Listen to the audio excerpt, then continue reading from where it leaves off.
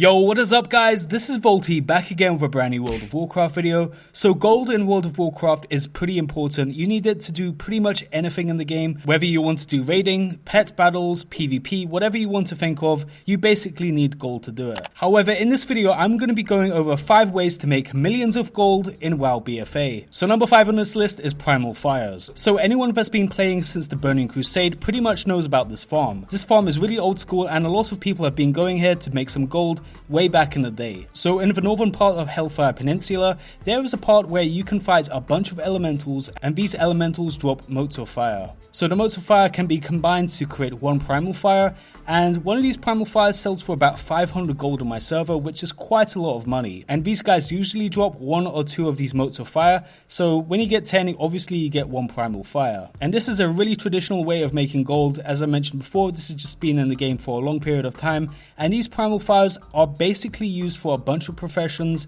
and they're still in demand today. But in addition, another great thing about this farming spot is the transmog that drops. In fact, while I was recording this footage, I actually got a drop that was worth about 20k plus, and that just shows you that this farm spot is pretty good. So not only are you getting the primal fires, but there's also a bunch of really cool transmog that sell for quite a lot on the AH. Another X factor about this farm spot is that Doomlord Kazak actually spawns here, and this is a rare world boss that drops a bunch of really nice transmog items every time he is killed. And usually killing him will get you about 100k gold, and this guy spawns every few hours. So when you're farming in the spot, every few hours Doomlord Kazak will spawn, and you have a pretty good chance of killing him yourself. And he spawns right about here. So if you find him, you're pretty much guaranteed to get about 100k gold on top of the primal fires and stuff that you were farming before. Number 4, HYPERSPAWNS. So HYPERSPAWNS is a more advanced way of making gold in WoW. However, this is a really strong way of making gold. So if you guys have never heard of the term hyperspawn, hyperspawn are basically zones in the game that spawn an insane amount of mobs, and NPCs basically respawn whenever you kill them. So the quicker you kill these mobs, the quicker they will respawn. There are quite a lot of hyperspawns in Battle for Azeroth. There are so many of these zones and a lot of people take advantage of them in set groups of 8 people. And getting into one of these groups is really easy. All you have to do is go into the pre-made group finder and go into the custom tab, and you can find a bunch of these groups. They usually have terms like 2x4 in the name. And after you join one of these groups, you'll basically be killing a large amount of NPCs and they will respawn very quickly. And the way they work is that you have a bunch of classes doing DPS, AoE DPS, while the monk has an orc statue pulling all the mobs into the center. Everyone else has to do some AoE damage, and it basically means that a lot of NPCs are being killed very quickly, which makes them spawn even faster. Doing this gets you a bunch of really nice items and can make you a ton of gold. You get a lot of cloth, you get green items that can be disenchanted or put to the scrapper, which can get you expulsum. There are several really rare BOE items, some epic items that sell for hundreds of thousands of gold on the AH, and you also have zone specific mounts that drop that also sell for hundreds of thousands of gold. This is a really powerful way of making gold, and I've had certain situations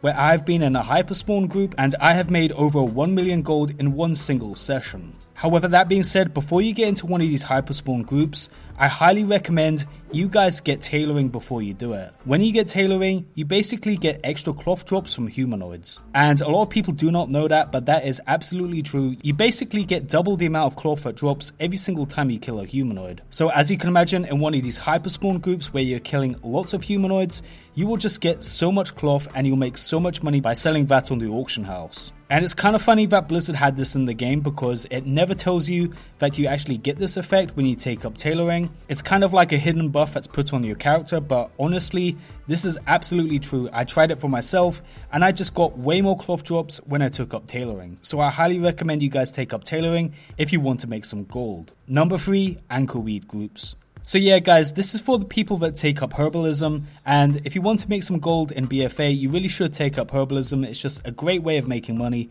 However, the most expensive herb that you can get is anchorweed.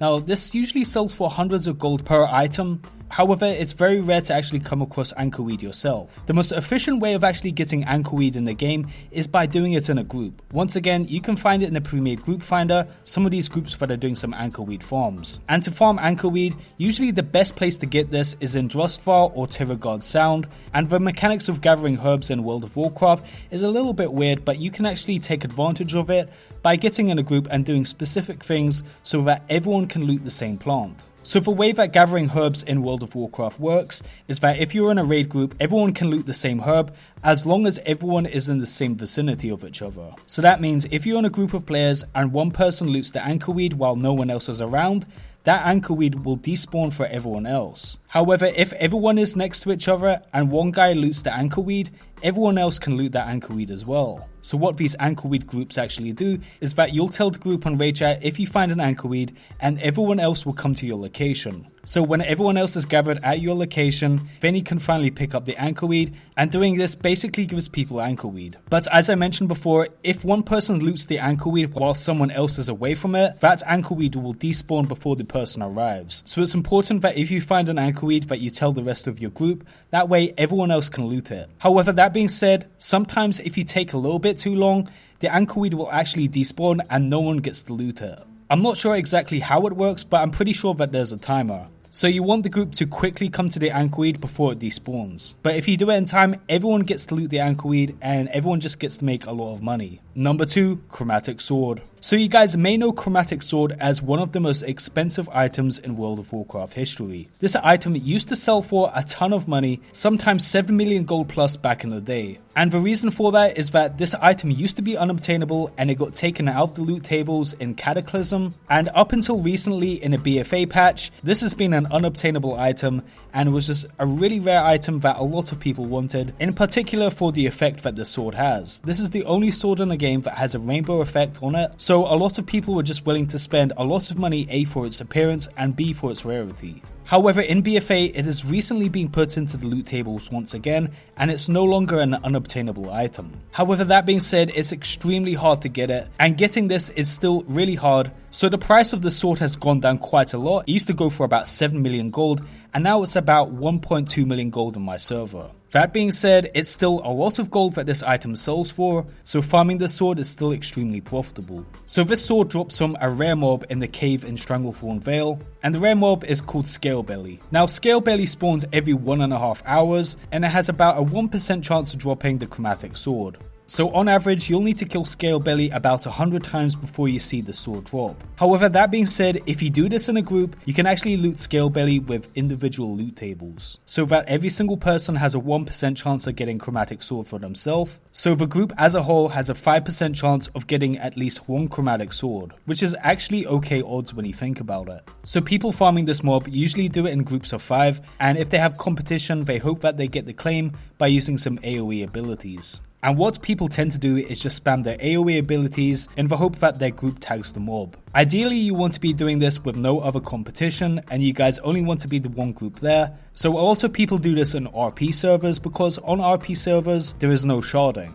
So a lot of people farm Scalebelly on RP servers just to get the sword. And yeah guys, it may take quite a long time before you actually get a Chromatic Sword, but once you get it, you can sell that for millions of gold, so it might actually be worth it. So number 1 on this list is SIREN'S Pollen. So SIREN'S Pollen is just a really nice herb to farm right now. Right now on my server, it goes for 3 times the amount Winter's Kiss sells for. And to be honest, I just think Winter's Kiss is just way too overfarmed, and a lot of people are farming Winter's Kiss, which really drives down the price. In fact, Winter's Kiss on my server only sells for 10 gold each. So as you can imagine, in terms of farming gold, it's just very inefficient to farm Winter's Kiss right now. In my opinion, a really good herb to farm right now is SIREN'S Pollen. Not a lot of people are actually gathering this herb, so it's just a pretty good choice, and the price is quite high because of that. A good place to farm SIREN'S Pollen is in the northern part of Tirigard Sound and in the woods in Drustvar. To be honest, you don't need a group for this. However, that being said, you will still come across a few anchorweeds while you're doing this.